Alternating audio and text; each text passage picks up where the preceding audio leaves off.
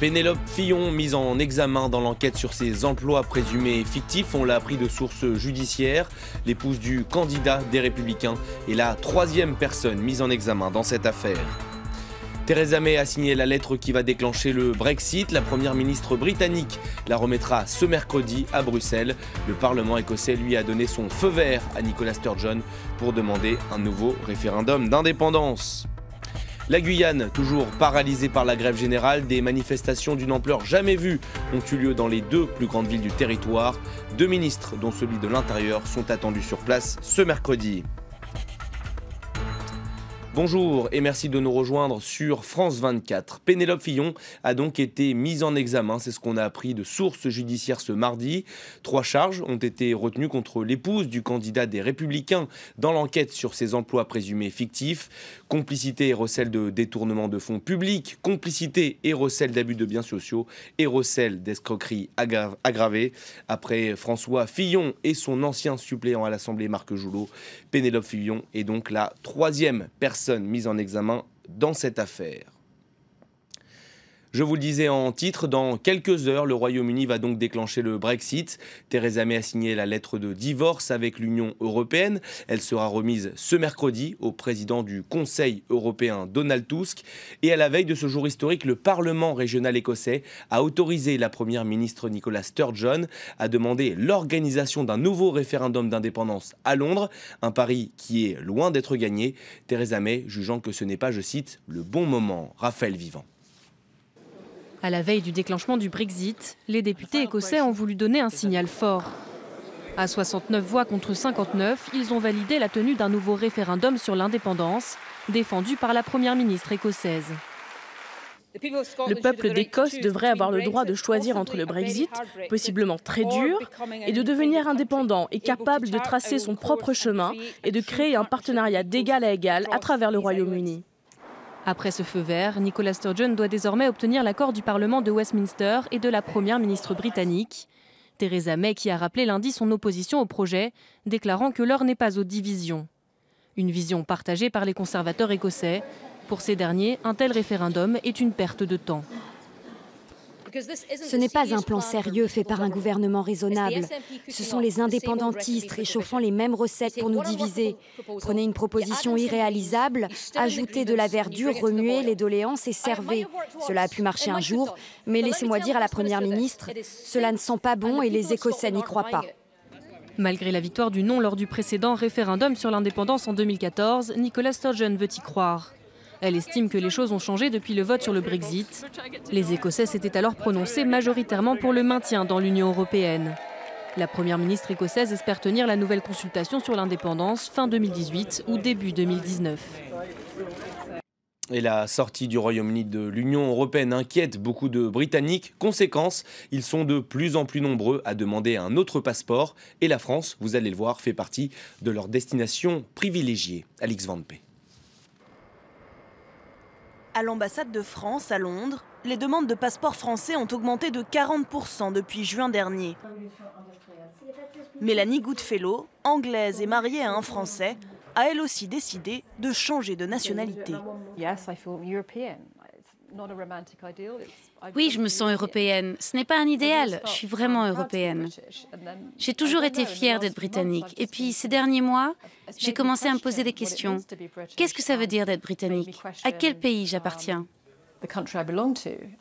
Et elle ne sera pas forcée de perdre sa nationalité pour devenir française. Selon la loi actuelle, les Britanniques ont le droit d'avoir un second passeport d'un pays membre de l'Union européenne. Une loi qui ne devrait pas changer après le lancement du Brexit. Cette artiste anglaise, Lucy Beckart, souhaite en profiter. Nous ne savons pas à quoi nous attendre avec le Brexit. J'ai demandé le passeport par précaution pour être sûre d'avoir les mêmes droits qu'un citoyen français. Je vais rester britannique, mais je veux avoir ces droits au cas où je déménagerai en France. Selon le journal The Guardian, les Britanniques se tournent aussi vers l'Irlande, l'Italie, le Danemark ou encore la Suède pour obtenir un nouveau passeport. Plus que 25 jours avant le premier tour de l'élection présidentielle ici en France, Marine Le Pen a déclaré que si elle était élue, elle ne nommerait ni son compagnon Louis Alliot ni sa nièce Marion Maréchal Le Pen comme ministre. Un Front National qui a toujours dans son viseur le programme libéral d'Emmanuel Macron. On écoute Louis Alliot. Monsieur Macron a un discours qui consiste à enfiler des perles depuis le début de la campagne sans savoir très exactement où il veut aller. Comment il veut aller et qu'est-ce qu'il veut faire. La seule chose dont on sait qu'il fera, c'est qu'il s'inscrira dans la feuille de route de l'Europe de Bruxelles, celle que précisément les Français ont rejetée en 2005. Ça, c'est une certitude. Pour le reste, c'est un peu comme Fillon, hein. C'est moins de fonctionnaires, c'est l'ouverture des marchés à outrance, c'est la compétitivité internationale sans protectionnisme, c'est plus d'immigration et c'est une absence totale, j'allais dire, de clairvoyance sur le phénomène de l'islam radical dans notre pays, où manifestement ça ne l'intéresse pas. De l'aveu des autorités, ce sont les plus grosses manifestations jamais organisées en Guyane. Selon la préfecture, il y avait jusqu'à 10 000 personnes à Cayenne, 4 000 à Saint-Laurent-du-Maroni, la deuxième ville du territoire. La grève générale, elle se poursuit. Le ministre de l'Intérieur et la ministre des Outre-mer sont attendus ce mercredi sur place pour trouver une solution au blocage. Mickaël Guyeux. Ils sont des milliers à avoir répondu à l'appel et avant tout le symbole de la grève en Guyane. Les 500 frères, le groupe qui dénonce l'insécurité dans le département. Ils sont là pour nous protéger. Ils ne sont pas là pour nous agresser. C'est le contraire, il y en a marre. Un ras-le-bol partagé par toutes les classes sociales et toutes les professions. La Guyane va mal, tout le monde va mal, la société va mal, tous les corps de métier, toutes les professions. Personnellement, je suis enseignante, ça va mal dans l'enseignement également. Donc il faut se mobiliser. Nous sommes les oubliés de la France. Et aujourd'hui, c'est l'occasion de le montrer encore au gouvernement. Il n'y a pas que l'insécurité, on voit qu'il y a un manque criant de moyens, que ce soit humain, économique, technologique, qui est flagrant par rapport à la métropole. Ils manifestent avec leurs robes, des avocats et des magistrats de tous les tribunaux du département qui dénoncent l'abandon par la métropole. Il manque de tout dans notre quotidien au niveau de la justice. On n'a pas de locaux, on a beaucoup de problèmes en ce qui concerne la magistrature parce qu'il manque de moyens, manque de greffiers, manque de magistrats. Nous sommes encore déterminés! Toute la Guyane va encore rester paralysée par la grève générale. Face à cette mobilisation sans précédent, le gouvernement vient de décider l'envoi des ministres de l'Intérieur et de l'Outre-mer dès demain, comme le réclamaient les manifestants depuis le début de la crise. La communauté chinoise de France est en colère. Des dizaines de personnes se sont une nouvelle fois réunies dans le 19e arrondissement de la capitale, où des heurts ont éclaté avec la police. C'est là qu'un Chinois a été tué par un policier dimanche dans des circonstances qui restent encore floues. Pékin s'inquiète et demande officiellement à Paris de garantir, je cite, la sécurité et les droits de ses ressortissants. Charlotte Prudhomme.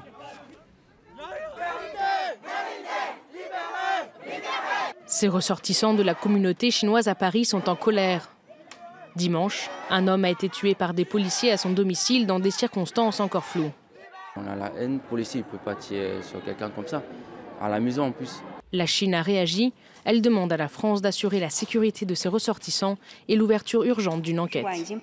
L'ambassade de Chine en France a envoyé des émissaires pour rencontrer la famille du défunt et a offert de l'aide. Le ministère des Affaires étrangères a convoqué aujourd'hui l'ambassade de France en Chine pour porter plainte. Nous continuerons à suivre le développement de cette affaire avec notre ambassade en France et assurer la sécurité, le droit légitime et l'intérêt des citoyens et des institutions chinoises en France. Réponse des autorités françaises, la sécurité des Chinois en France est une priorité. Dimanche soir, alors que des policiers interviennent pour un différend familial dans cet immeuble du 19e arrondissement de Paris, les forces de l'ordre ouvrent le feu. Xiaoyo Liu est père de famille, il vient d'être abattu devant ses enfants. Pour la police, il s'agit de légitime défense, car l'homme se serait jeté sur eux. Ce dernier lui porte des coups de ciseaux au niveau de l'aisselle. Notre collègue hurle « il est en train de me planter, il est en train de me planter ». Son collègue, assurant sa protection, fait feu une fois en direction de l'individu et le blesse mortellement. Sa famille conteste cette version et dénonce un tir sans sommation. La fille qui était près de son père, d'ailleurs, nous le dit, jamais à aucun moment, son père n'a attaqué les forces de police. Jamais. Il avait juste le ciseau en main et, selon les dires de sa fille, un coup de fusil à pompe est tiré. Directement, sans sommation. Lundi soir, près de 150 personnes se sont réunies pour manifester face au commissariat. Le rassemblement a dégénéré. Depuis, 35 personnes ont été interpellées et 2 enquêtes ont été ouvertes, dont l'une par la police des polices. En Côte d'Ivoire, Simone Gbagbo a été acquittée des chefs de crimes de guerre et de crimes contre l'humanité. Celle qu'on surnomme la Dame de Fer était jugée pour son rôle dans les violences post-électorales en Côte d'Ivoire en 2011. Elle reste tout de même en prison puisqu'en 2015, elle avait été copée d'une peine de 20 ans pour atteinte à la sûreté de l'État. Les précisions de notre correspondante à Abidjan, Anna Sylvestre Trainer. Ce verdict est une véritable surprise. Juste avant que la Cour ne se retire pour délibérer, le procureur avait en effet requis la prison à perpétuité. Il avait dépeint Simone Gbagbo comme une chef de guerre prête à tout pour maintenir son mari au pouvoir pendant la crise post-électorale de 2010-2011. Pour le parquet, c'est ainsi l'émotion et non le droit qui a dicté le choix des jurés.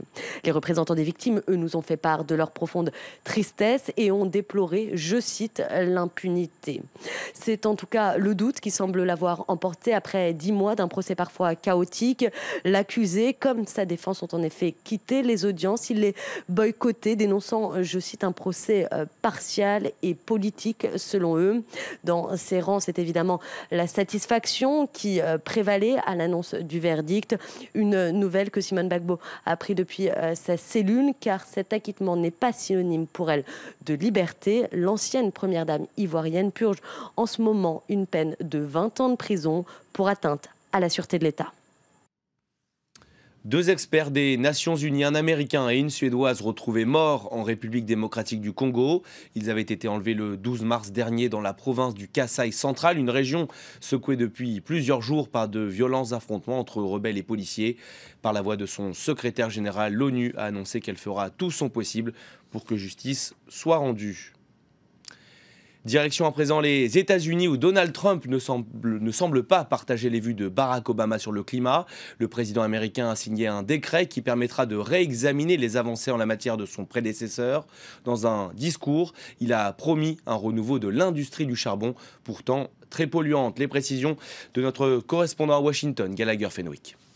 Un réexamen tout simplement de ce qui avait été mis en place par le prédécesseur démocrate de Donald Trump, à savoir Barack Obama, et notamment le Clean Power Plan, le plan pour une énergie propre qui prévoyait énormément de réglementation et un véritable projet de transition énergétique pour les États-Unis, l'un des premiers pollueurs au monde depuis les énergies fossiles vers les énergies alternatives, alors que Donald Trump veut précisément faire un virage à 180 degrés, revenir en arrière, notamment sur le charbon qu'il souhaite remettre au goût du jour, mais pas seulement. Pour lui, il s'agit tout simplement de mettre fin à beaucoup des réglementations, il l'a dit, des prohibitions, notamment sur des projets. Par exemple, Barack Obama avait interdit de démarrer de nouveaux gisements miniers sur des territoires fédéraux. Ça, Donald Trump s'en est débarrassé. Puis surtout, il s'attaque à l'Agence pour la protection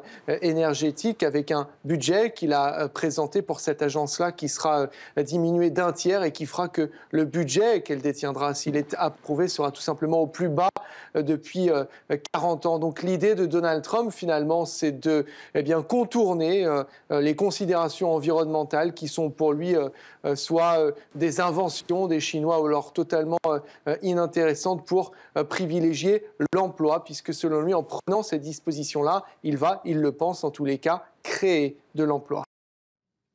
Donald Trump qui espère également obtenir un accord très prochainement sur l'abrogation de l'Obamacare, un projet qu'il n'a pu faire voter au Congrès la semaine dernière faute de majorité. C'est ce qu'a confié le président américain à des sénateurs ce mardi. Un mot de sport et de football pour finir. La France recevait ce mercredi l'Espagne au Stade de France. Un match amical perdu 2-0 par les Bleus de Didier Deschamps. À noter la première titularisation du monégasque Kylian Mbappé, 18 ans seulement. Et c'est la fin de cette édition. Merci à tous de l'avoir suivi. On se retrouve dans 15 minutes pour un nouveau journal. À tout à l'heure.